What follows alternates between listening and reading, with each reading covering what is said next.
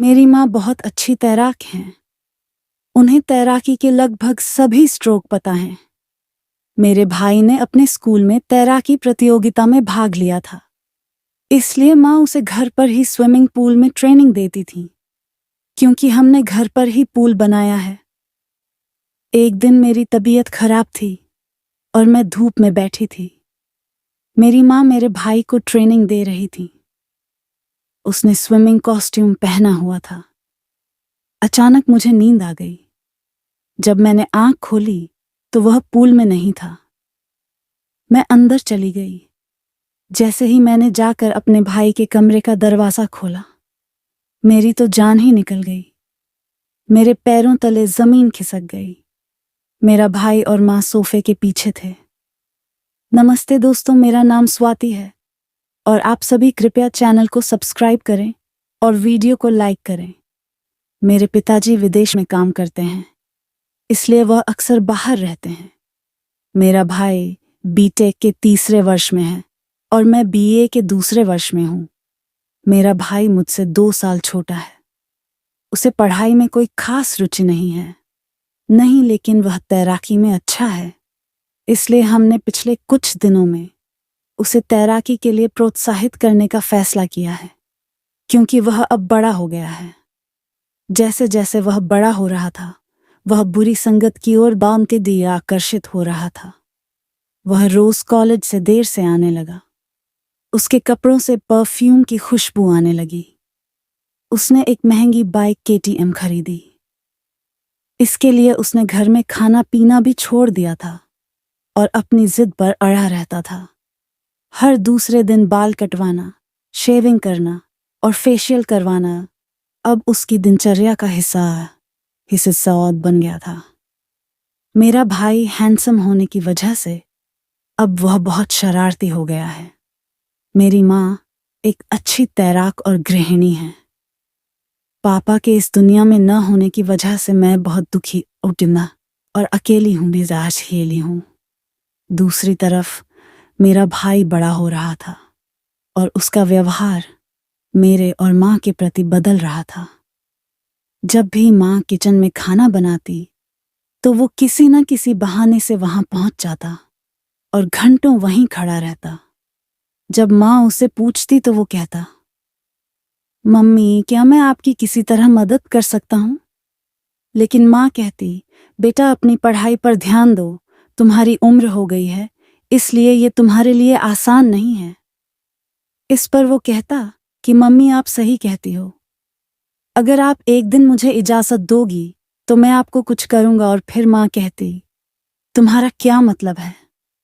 वो हंस कर चला जाता। उसकी बेवकूफ़ी भरी हरकतें दिन पर दिन बढ़ती जा रही थी। काम पर तैयार होकर जाती तो वो मेरे कमरे में आकर बैठ जाता और मुझे घूरता रहता। मेरे पास पैसों की कमी होती थी तो मैं उसका मोबाइल छीन लेती और बदले में पैसे मांगती, जिस पर वो कहता, कितने में दोगी? तो मैंने कहा 3,000। तो उसने कहा पूरी रात। और फिर मैं चप्पल हाथ में लेकर उसके पीछे भागती रही। ये उसके लिए रोज का ड्रामा हो गया था, पर किसी दिन ये ड्रामा हकीकत में बदल जाएगा। मैंने कभी नहीं सोचा था कि ये जो बातें होती थीं और मेरा चप्पल हाथ में लेकर उसके पीछे भागना मेरे दिमाग पर कुछ असर जरूर छोड़ रहा था। एक दिन मैं अपने और माँ के वही कपड़े छत पर सुखा रही थी और वो अचानक ऊपर आया और उन्हें घूरने लगा। मुझे ये थोड़ा अजीब लगा और मैं तुरंत नीचे आ गई। और मम्मी ने लाल रंग की नाइटी पहनी हुई है। जब मैं शाम को कपड़े उसे लेने छत पर गई, मैंने देखा कि न तो मेरे और न ही मेरी माँ के कपड़े वहां थे। मैंने इधर उधर देखा, लेकिन मुझे कहीं भी वही कपड़े नहीं दिखे। एक पल के लिए मुझे लगा कि हमारे आसपास बाहर के कई लड़के रहते हैं। क्या उनमें से कोई वहां हो सकता है? वह मुझे अपने साथ नहीं ले गया। फिर बाद में मुझे लगा कि यह मेरे भाई का काम हो सकता है। मैं तुरंत नीचे गई और अपने भाई के कमरे में घुस गई। मेरा भाई उस समय घर पर नहीं था, इसलिए मैंने उसके कमरे की तलाशी शुरू कर दी। उसके कमरे से मैं अपने कमरे में पहुंचा और सब कुछ मिल गया, सिवाय मम्मी के कपड़ों के जो उन्हें गलत रास्ते पर ले जा सकते थे। लेकिन उसके बाद मुझे उनका बैग हाथ लगा। जैसे ही मैंने उनका बैग खोला, मैंने उसमें जो कुछ भी देखा उससे मेरे रोंगटे खड़े हो गए। मैं सिसक सिसक कर रो रही थी। उसमें मेरे और मम्मी के कपड़े, कुछ सिगरेट के पैकेट और अश्लील सामग्री से भरी कुछ पत्रिकाएं थीं। ये खुशी के आंसू थे क्योंकि मैं भी बड़ी हो रही थी। मुझे उसके बैग में मेरी एक और बढ़िया फोटो मिली। क्या आपको पता है वो कहाँ रखी थी? बाथरूम में थी। मैं उससे इस बारे में बात करना चाहती थी, तो मैंने उसे एक दिन पार्क में बुलाया और पूछा कि उसके बैग में क्या है। तो उसने कहा कि दीदी प्लीज किसी को मत बताना, और उसने अपनी नजरें नीची कर लीं। उसी शाम मेरा भाई टीवी देखने मेरे कमरे में आया, तो मैंने उससे पूछा कि मुझे सच सच बताओ कि मामला क्या है। उसने इशारों में वही चीज मांगी जो तुम लोगों ने मुझसे मांगी थी। तुम मांग लो। मैंने उसे डांटा और कहा, पहले बड़े हो जाओ। वो मुस्कुराते हुए अपने कमरे में चला गया क्योंकि उसे हरी झंडी मिल चुकी थी। अगली सुबह जब मैं उसे चाय देने कमरे में गई तो वो हाथरस कर रहा था। मैंने उसे खिड़की से देखा, लेकिन मैंने उसे डिस्टर्ब नहीं किया क्योंकि सब हाथरस करते हैं, और मुझे भी लगा कि जल्दी ही उसे हाथरस करने से भी मुक्ति मिल जाएगी। मैंने उसकी चाय उसकी टेबल पर रख दी और वह काफी कमजोरी महसूस कर रहा था क्योंकि वह हाथरस करके आया था। आप लोग समझदार हैं, आप समझ गए होंगे। मैंने उससे कहा कि अगर तुम इसी तरह चोट खाते रहोगे तो आने वाले दिनों में तुम्हें 2 पहाड़ चढ़ने हैं। तुम कैसे चढ़ पाओगे? यह सुनकर वह दंग रह गया और खिड़की की तरफ देखने लगा। तब उसे समझ में आया कि वह खिड़की खुली छोड़ गई थी। उसने अपनी नजरें नीची कर लीं और फिर इशारे में वही मांग की। जैसे ही मैंने चाय रखी और किचन में गई, मैं उसकी तरफ बढ़ी और बाल बाल फिसलने से बच गई क्योंकि वहां जूस गिरा हुआ था। भाई ने कहा, बहन संभल कर रहना।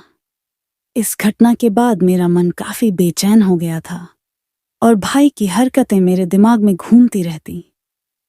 सपना देखा कि मेरे भाई ने उस बात को हकीकत में बदल दिया है, जिसके बाद मैं और मेरी माँ चलने में भी असमर्थ हो गए। सोते समय मेरे मुंह से अजीब अजीब आवाजें निकल रही थीं। तभी मेरी माँ ने आकर मुझे थप्पड़ मारा और कहा, बेटी तू पागल हो गई है क्या? कैसी आवाजें निकाल रही हैं? मैंने कहा, माँ कुछ नहीं, बस एक बुरा सपना देखा था। उसी दिन दोपहर को जब मैं माँ को खाना देने उनके कमरे में गई तो मैंने जो देखा वह मेरे होश उड़ाने के लिए काफी था। माँ भाई के बैग से वही मैगजीन निकालकर पढ़ रही थी। अब मुझे समझ में आया कि जब पापा घर से बाहर रहते हैं तो माँ उदास क्यों रहती हैं। मैं बड़ा हो गया था और माँ मुझसे हर बात शेयर करती थी। मैंने माँ से पूछा कि मम्मी आप उदास क्यों हैं? मम्मी ने एक गोला बनाया और उसमें अपनी उंगली डाल दी। मुझे समझ में आ गया और फिर मैंने मम्मी से कहा कि मम्मी इसका उपाय, तुम्हारी परेशानी का जवाब है, मुझे मिल गया है। अब भाई तुम और मैं क्रिकेट मैच खेलेंगे। ये सुनकर माँ की आंखों में आंसू आ गए।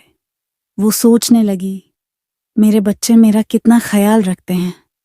माँ मुझसे पूछने लगी कि वो अभी मैच खेलने के लायक नहीं है। मैंने मम्मी से कहा कि मम्मी आपको नहीं पता कि उसे क्रिकेट खेलना कितना पसंद है। अब उसका स्विमिंग मैच भी आने वाला है। आपको उसकी प्रैक्टिस का समय बढ़ा देना चाहिए। तो मम्मी झट से बोली कि उन्हें एक तरकीब मिली है, शायद उसके दिमाग में कुछ और चल रहा है। मैंने माँ से पूछा कि तुम्हें क्या मिला, तो उन्होंने कहा, क्रिकेट मैच खेलने का आसान तरीका। अगले दिन वो मेरे भाई को स्विमिंग कॉस्ट्यूम में ट्रेनिंग दे रही थी और मेरी तबीयत खराब होने की वजह से मैं धूप में दूर बैठा था। तभी मुझे नींद आ गई और जब मैंने आंख खोली तो वो पूल में नहीं थे। पर काफी देर बाद भी जब मैंने नहीं देखा, मैं अंदर गई और उन्हें देखा, मेरी हालत खराब हो गई। मेरी सांस रुक गई क्योंकि वहां एक तेज क्रिकेट मैच चल रहा था। अभ्यास इतना तीव्र था, सत्र चल रहा था और हम दोनों पसीने में भीग गए थे।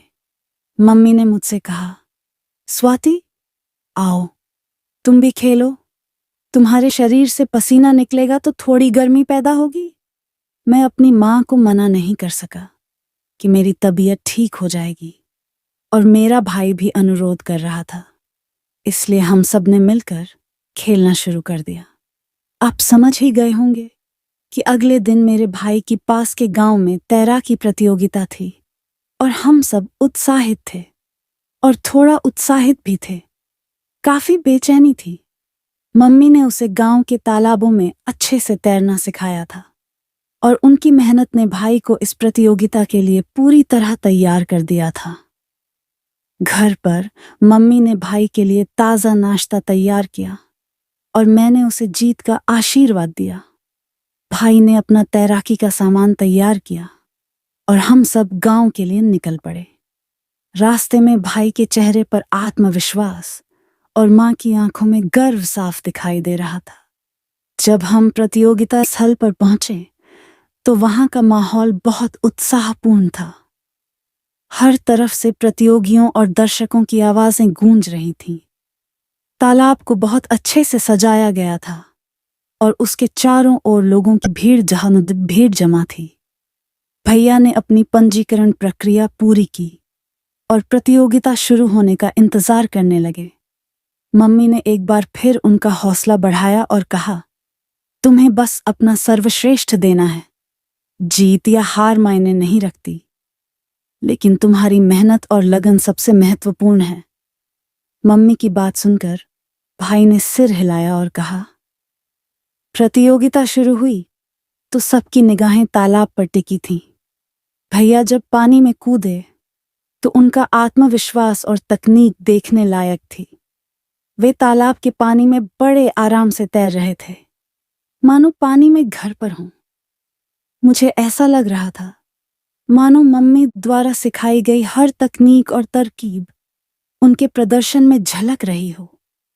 दर्शकों में से कई लोग उनकी गति और संतुलन की तारीफ कर रहे थे। मैं तालाब के किनारे खड़ी होकर उनकी हर हरकत देख रहा था और उन्हें दिल से प्यार कर रहा था। मम्मी जीत की कामना कर रही थीं और अपने अनुभवों को याद करते हुए गर्व भरी निगाहों से अपने भाई को तैरते हुए देख रही थीं। जैसे जैसे प्रतियोगिता आगे बढ़ी, तालाब के किनारे खड़े लोग जोर जोर से चिल्लाने लगे। हर कोई अपने पसंदीदा प्रतियोगी का उत्साहवर्धन कर रहा था। एकाग्रता। पूल के अंतिम चरणों में भाई की गति बढ़ गई थी। उनकी तकनीक और आत्मविश्वास उन्हें प्रतियोगिता में अन्य तैराकों से आगे ले जा रहे थे। मम्मी के तरीके और भाई की उनकी मेहनत ने उन्हें बढ़त दिला दी। आखिरकार भैया ने फिनिश लाइन पार कर ली और पूरा माहौल तालियों की गड़गड़ाहट से गूंज उठा। मम्मी ने उन्हें गले लगा लिया और कहा, तुमने मुझे गौरवान्वित महसूस कराया। प्रतियोगिता समाप्त होने के बाद भाई को पुरस्कार दिया गया। उसे स्वर्ण पदक मिला और तालाब के किनारे खड़े सभी लोगों ने उसकी प्रशंसा की। मम्मी ने कहा, यह तुम्हारी कड़ी मेहनत का परिणाम है। हमेशा ऐसे ही आत्मविश्वास के साथ आगे बढ़ते रहना। घर लौटते समय भाई ने कहा, उन्होंने कहा कि उनकी जीत उनकी माँ द्वारा सिखाई गई तकनीकों और उनकी कड़ी मेहनत का परिणाम है।